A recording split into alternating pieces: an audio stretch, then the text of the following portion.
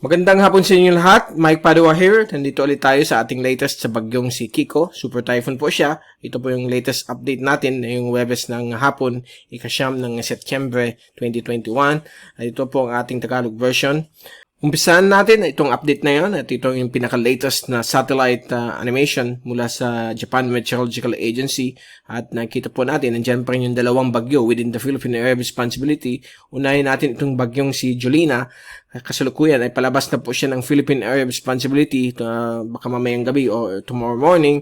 Dito po ay patungo na sa general direction po ng southern China sa may Hainan. Samantala, dito po sa may kanan, ito po yung super typhoon na si Kiko na may international name Shantou at kasalukuyan po ay malakas pa rin yung kanyang hangin, maabot ng 260 kph. Subalit sa nakalipas na 3 oras, ito po ay bagyang humina at nasa category 4 na lamang but isa pa rin siyang super typhoon at ito po ay unti-unti na pong umaakyat. Okay? Pagkatapos siyang mag-southwest at westward, ito po ay umakyat na yon inline po dun sa mga fino-forecast ng mga computer models. So ito po ay nasaan pong tatahak po dito sa may Batanes at Babuyan Cubao Islands sa darating pong Sabado ng umaga. At bukas po, mag-approach na po yan dito sa may area po ng Northern Cagayan. So, mag-ingat po tayo dyan. At kung titignan natin na yun, yung zoom-in satellite animation mula sa windy.com, galing po sa kanilang UMETSAT satellite server.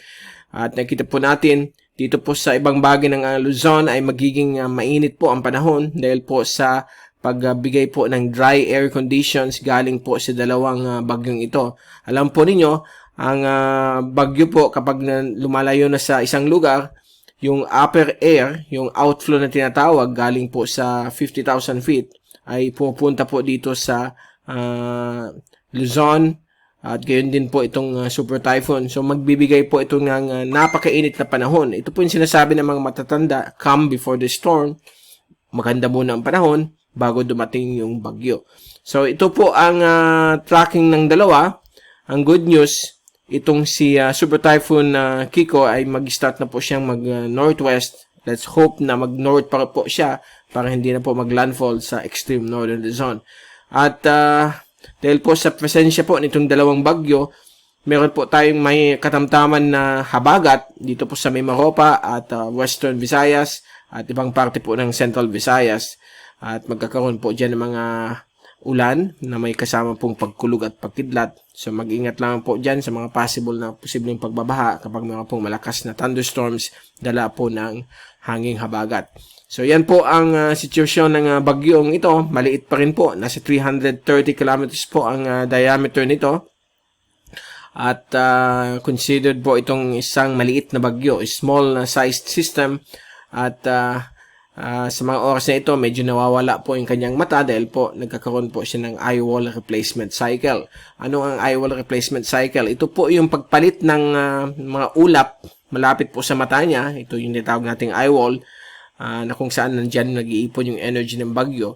In a span of 2 to 3 days, kapag isang malakas na po yung bagyo, isang malakas na bagyo na po itong nakita po natin, ay nagpapalit po yan ng eye wall. Dahil po nawawala na po yung water vapor dun sa mga ulap at lumalamig po sa lower levels. So namamatay yung old eye wall. Kaya humihina yung bagyo. Then papalitan po yun ng panibagong eye wall. So ito po yung present eye wall niya. Tapos yung mata, kita niyo nawala.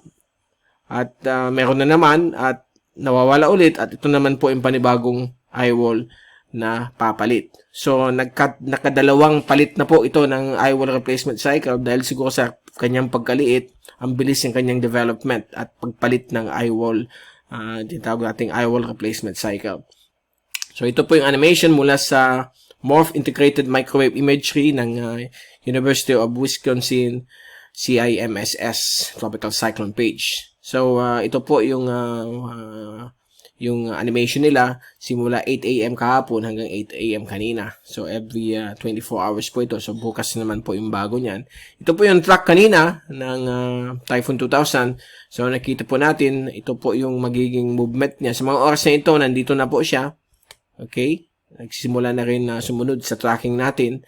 And then, in the next 2 days, ito po ay dadaan po dito.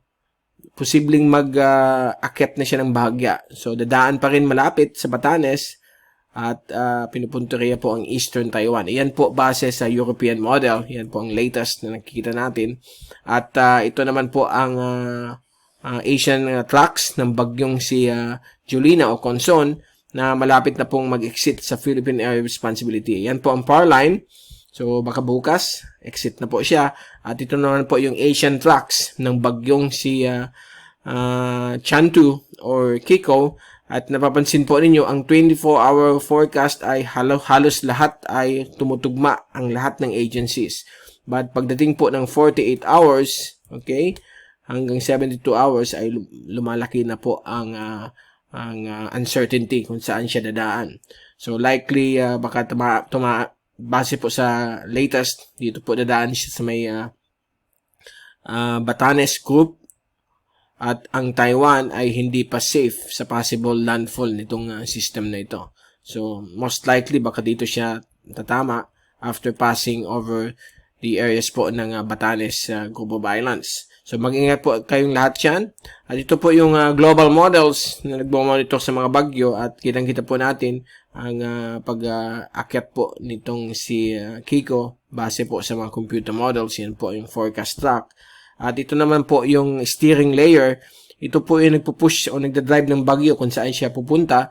At nakikita po natin na yun, ang bagyong si Kiko ay nasa southwestern periphery na po ng malakas na high pressure area which is located here sa may south of Japan. So ito po yung 50,000 feet na upper air upper air data at nakita po natin na itong bagyong ito ay dinadrive po nitong malakas na high pressure. So ngayon, nasa southwestern periphery na siya kaya nagmo-move na po siya ng west-northwest. Kasi clockwise po ang pag-ikot po ng hangin palabas mula sa high pressure. So, yan po ang tracking niya ay pupunta po dito. Pagdating po dito sa may eastern or western edge ng high pressure ay magno-north na po ang galaw niya hanggang pagdating dito sa westerlies. Okay? Yan po ang tinatawag nating westerly winds. So, dyan siya bibilis na po. Okay? Ito naman pong bagyong si Conson. Unti-unti po ito po ay bibilis na rin papuntang Southern China. Ibang layer po o ibang level ng atmosphere na nagpo-push sa kanya. Mga around 10 to 15,000 feet ang nagpo-push sa kanya para igalaw papuntang west-northwest. Samantala itong Kiko, nakafocus lang tayo kay Kiko, itong 200 HPA level or yung tinatawag nating 50,000 feet level na nagpo-push kung saan pupunta ang bagyong si Kiko. Okay? So, depende po yan sa intensity ng bagyo. So, iba't ibang layer po ng atmosphere na nagpupush sa kanya. At ito naman po yung oceanic heat content. So, nakikita po natin dito na dumadaan pa rin siya sa mainit na karagatan. Okay? Yung singaw mula sa mainit na dagat na magpa-pump up ng fuel para lumakas po ang bagyong ito. At bago tayong paalam, ito yung rain forecast mula sa ECMWF for the next 3 days. So, bukas po ng Friday, mabilis na itong kikilos si Kiko. Papalapit po dito sa may extreme northern Luzon. May mga ulan na inaasahan dito po sa bahagi ng Northern Cagayan, Batanes at Babuyan Coob Islands. And Saturday morning, ito na po yung closest approach sa Batanes. So, may mga ulan at malakas na hangin na inaasahan dyan. Lalo na po kung dadaanan sila ng pinaka-core. But kung magbago ito more to the east, yung kanyang galaw, ay masasave po ang Batanes Coob Islands. And pagdating ng Sabadong hapon, ayan na po siya, approaching Eastern Taiwan. And Saturday evening, dadaan rin po siya sa coastal areas sa may east coast ng Taiwan na magbibigay dyan malakas na hangin at ulan as well. Okay? So, by Sunday afternoon, lampas na po yan, nasa Taipei. Sunday evening, nakalabas na po yan ang Philippine Area of Responsibility. Okay? So, yan po ating latest sa bagyong si Kiko. So, wag tayong mag-worry dito sa Bicol, Central Luzon at Northern Luzon dahil po hindi naman papunta dyan ng bagyo. Nagsisimula na nga po siyang umakyat. At ang medyo namimilig ko po ay ang Northern Cagayan at Batanes Coob Islands kasi maliit lang itong system na ito. Okay, let's hope and pray na magbago pa po ito, mag-northward, so maliligtas po ang buong Pilipinas. So, yan po ang latest. Bukas ulit, babalik tayo upang ibigay sa inyo ang latest sa bagyong si Kiko. At mula sa Typhoon 2000, ito si Mike Padua nagpapaalam. Mag-ingat po tayong lahat. Be #weatherwiser. At maraming salamat po sa pagpanood nyo sa aking channel.